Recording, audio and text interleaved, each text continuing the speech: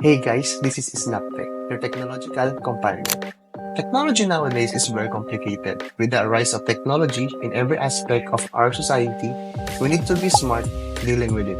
That's why SnapTech offers a consulting service in order for you to have an optimal technology and make the best out of your money. Hardwares or softwares, I got you. But what if you're having a technical issues? Don't worry. SnapTech also offers tech support with expertise and proficiencies. I can guide you to fix your problem. Again, this is SnapTech where technology made easy.